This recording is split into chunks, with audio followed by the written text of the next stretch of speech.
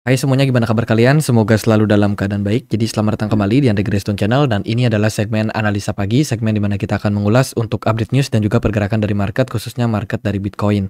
Hari ini kita berada di tanggal 25 Juli 2024. Teman-teman, kita akan mulai pembahasannya seperti biasa dari kalender ekonomi. Di perdagangan hari ini akan ada data terkait dengan continuing jobless claim, lalu ada data initial jobless claim, lalu akan ada data juga core PCE prices dari Amerika Serikat serta GDP. Beberapa data ini akan memberikan kita informasi terkait dengan gimana sih perekonomian dari Amerika Serikat. Di perdagangan besok ya, itu baru ada narasi atau sentimen yang penting, yaitu ada data core PCE prices and PCE prices index. Ini adalah data yang berhubungan dengan inflasi yang menjadi acuan dari The Fed atau Jerome Powell. Jadi waspada untuk perdagangan besok. Nah, di perdagangan kemarin kita sedikit review aja kondisi dari manufacturing di Uni Eropa, Inggris, dan juga Amerika Serikat. Dari Uni Eropa, manufacturingnya kemarin mengalami penurunan kalau kita lihat dari data. Lalu dari Inggris, ini justru mengalami sedikit kenaikan, tapi tidak terlalu signifikan. Kalau dari Amerika Serikat, kemarin datanya ini menunjukkan manufacturingnya 50-50 lah. Ada yang naik, kalau kita lihat dari global US manufacturing mengalami penurunan, kemudian composite PMI-nya justru mengalami kenaikan. Jadi 50-50. Kemudian kemarin juga ada data terkait dengan new home sales ya dari Amerika Serikat, dan kalau kita lihat dari pergerakan US dollar kemarin mengalami penurunan 0,13%. Itu sih beberapa sentimen dari kondisi makroekonomi. Teman-teman, di sini aku coba lihat ya, kondisi perekonomian saat ini masih dalam posisi yang ya bisa dibilang ketidakpastian lah, apalagi sekarang menjelang pemilu, dan kemarin ada Joe Biden yang dipastikan sudah mundur teman-teman dan digantikan oleh wakilnya ya. Dan ini bikin peta perpolitikan sepertinya mengarah pro terhadap Donald Trump. Tapi kita akan lihat gimana market meresponnya. Apakah market bakalan merespon dengan positif di awal, atau justru malah masih wait and see menunggu sampai pemilu nanti. Oke guys, aku mau forward satu event quiz dari CoinEx. Jadi CoinEx lagi ngadain event Learning to Earn Strategy Trading. Event ini adalah quiz berhadiah, yang mana kalau teman-teman ikutin, teman-teman berpeluang mendapatkan airdrop.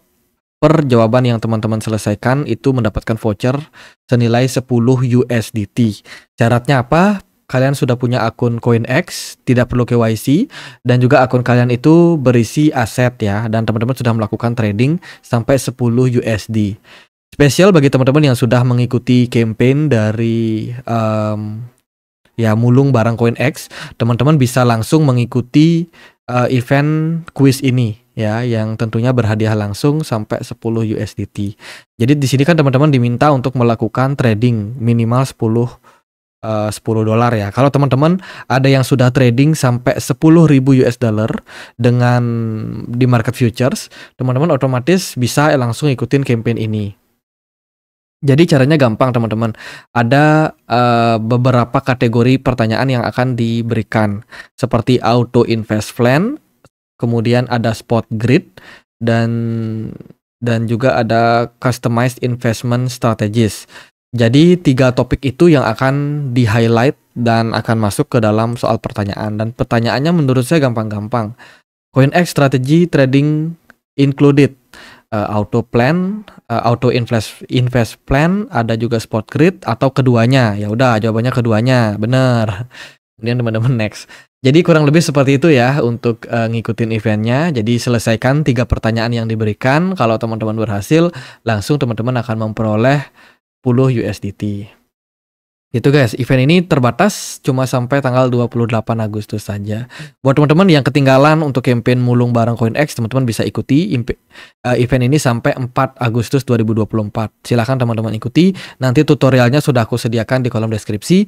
Hadiahnya adalah ke Bali. Teman-teman mengikuti campaign dari CoinFest ya, yang akan diadakan di tanggal 22 sampai 23 Agustus 2024. Lumayan dapat tiket masuk sama subsidi transportnya. Oke, itu kita lihat dari beberapa sentimen yang ada pada market. Kemarin Mt. Gox kembali melakukan perpindahan aset. Sebelumnya dia udah pindahkan aset ke Kraken. Kemarin berita terbarunya Mt. Gox memindahkan aset ke Bitstamp. Ya, jadi ini udah mulai ada perpindahan aset lagi dari Mt. Gox karena mereka berencana untuk melikuidasi aset-aset yang mereka punya, dan dikabarkan sih deadline-nya itu sampai akhir tahun 2024 ini. Mereka harus selesai distribusi. Harusnya ya di tahun ini FUD dari Mt. Gox sudah berakhir, dan semoga sih itu bisa menjadi narasi yang bagus buat market kripto. Kalau kita lihat juga dari data CryptoQuant, terkait dengan selling pressure yang terjadi saat ini memang masih cenderung mendominasi. Ya, Mt. Gox sudah mulai melakukan transfer koin mereka ya, Bitcoin dan juga Bitcoin Cash kepada para investor awal mereka, dan ya ini distribusinya masih tetap berlanjut, dan kita cuma bisa menunggu sih sementara selling pressure sedang terjadi. Semoga ini merupakan sebuah waktu yang tepat teman-teman untuk market kembali reversal setelah Mt. Gox selesai fase distribusinya. Jadi ini mirip seperti pemerintah Jerman kemarin yang melakukan distribusi, ternyata setelah selesai mereka udah nggak punya aset Bitcoin lagi, market langsung reversal. Ya kita tunggu aja, kita persediakan, kita berikan waktu untuk Mt. Gox segera melikuidasi aset mereka. Lalu kemarin sedikit aja terkait dengan perdagangan ETF spot Ethereum. Ya, meskipun benar kata teman-teman, Ethereum ETF ini tidak sepopuler Bitcoin, bahkan cuma 10%-nya dari market cap Bitcoin. Namun ini merupakan salah satu produk yang menurut saya juga punya sentimen bagus. Ya, tentu saja Ethereum sudah bisa dibilang dipertimbangkan di market global, teman-teman. Dan kalau kita lihat dari volume perdagangan kemarin, spot Ethereum ETF itu melampaui 1 miliar 2 hari berturut-turut. Ini menunjukkan bahwa minat dari pasar lumayan besar juga.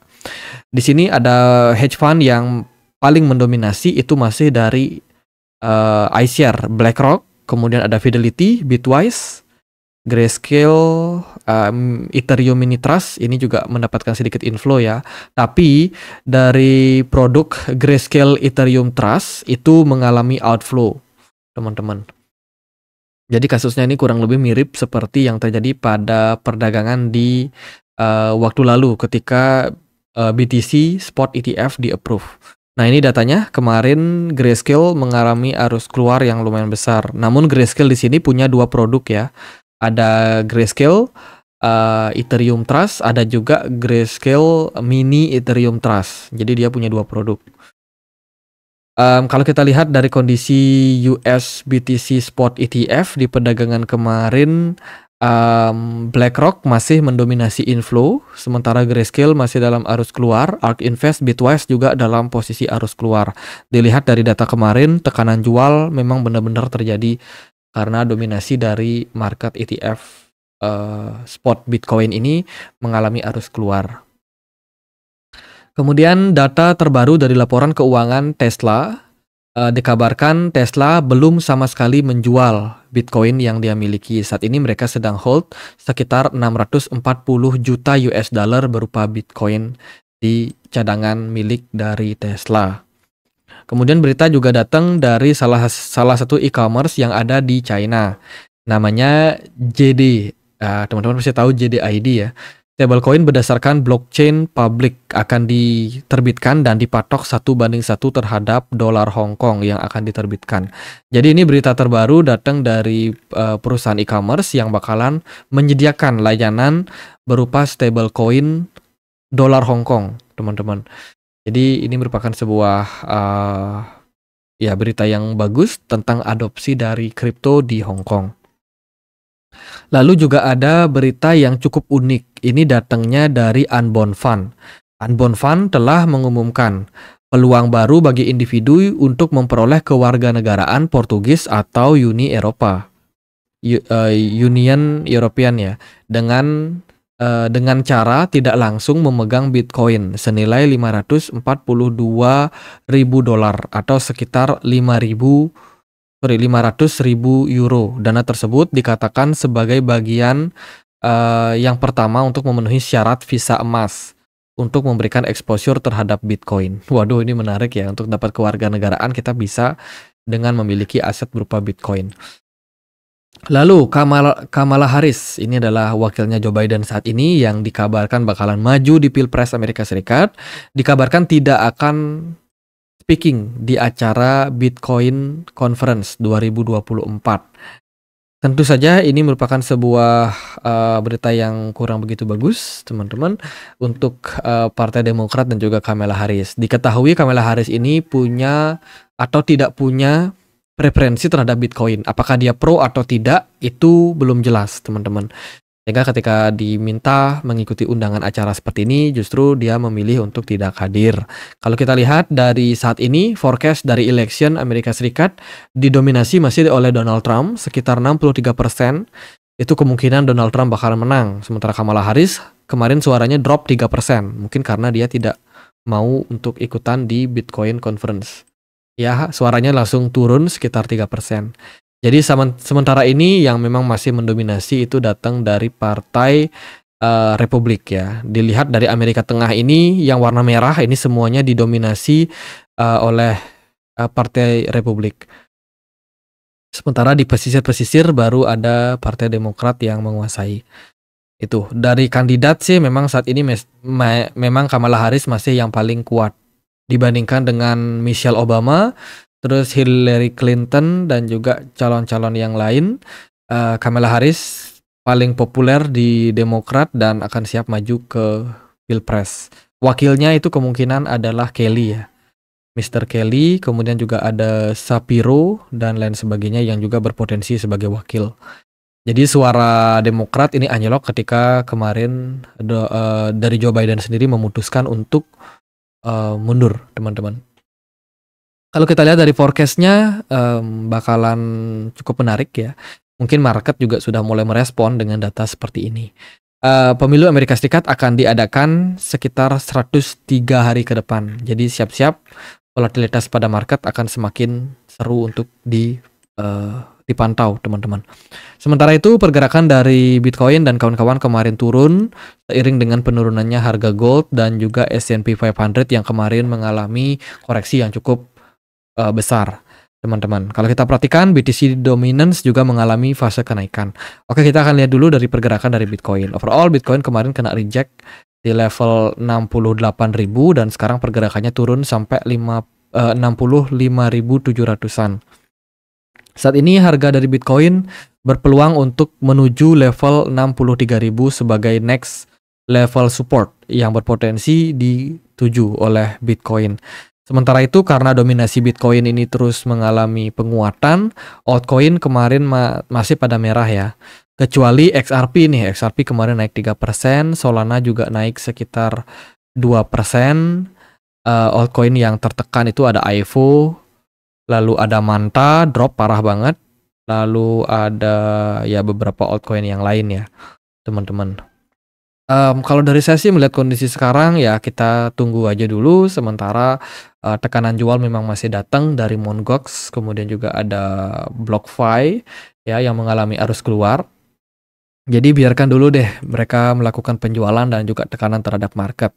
Kalau dari saya sih masih mencari titik-titik di mana cukup ideal untuk masuk ke pasar. Karena kan kalau kita lihat dari riwayat Bitcoin ini punya potensial yang positif, teman-teman. Saat ini ya di bulan Juli kita punya rekor yang bagus, teman-teman, di mana mayoritas memang hijau. Semoga sih closing weekly dan juga monthly di bulan Juli ini bakalan positif untuk pasar ya. Apalagi kita menjelang isu terkait dengan cut rate. Oh ya, bagi teman-teman yang mungkin nanya kapan sih cut rate terjadi, kalau kita lihat dari kalender ekonomi akan ada FOMC berikutnya itu di kisaran bulan apa nih? Bulan Agustus tanggal 1 itu akan ada FOMC meeting terkait dengan keputusan suku bunga. Dilihat dari sini sih kemungkinan suku bunga masih akan dipertahankan, guys. Masih akan dipertahankan. Namun kalau kita lihat dari forecast di bulan September ini udah mulai muncul forecast penurunan. Jadi 19 September baru akan cut rate. Dan di dekat-dekat bulan Agustus itu baru kemungkinan market bakalan mulai recover. Ya semoga saja teman-teman. Ini sih sebuah analisa ya teman-teman. Kalau itu benar-benar terjadi, maka di bulan Juli sampai Agustus ini adalah momentum buat kita langsung melakukan DCA balik lagi. Poin apapun yang teman-teman sudah pantau atau sudah perhatikan bisa di-planningkan. Makanya yang masih kerja gaji jangan dihabisin dulu, teman-teman. Simpan dulu di bank sementara. Kita nabung dulu sebentar, 1 bulan atau 2 bulan. Nanti kita coba buat cari momentum buat entry lagi ke pasar ya ketika mendekati momentum cut rate dari The Fed yang akan dilakukan di 19 September nanti. Juli, Agustus, September awal itu adalah momentum yang menurut saya cukup menarik. Jadi untuk Bitcoin ya koreksi dulu lah untuk saat ini, teman-teman. Target poinnya adalah di 63 ribuan. Ya, dilihat dari beberapa indikator memang tekanan jual memang masih mendominasi. Smart money-nya turun secara perlahan, volume transaksi pun juga kurang lebih menunjukkan indikasi serupa. Oke, gitu aja buat pembahasan kali ini. Semoga videonya bisa bermanfaat. Jika teman-teman ada pertanyaan lain, ada koin lain buat dibahas, bisa banget tulis di kolom komentar channel YouTube ini. Sekian aja akhir kata saya, Andre. Makasih.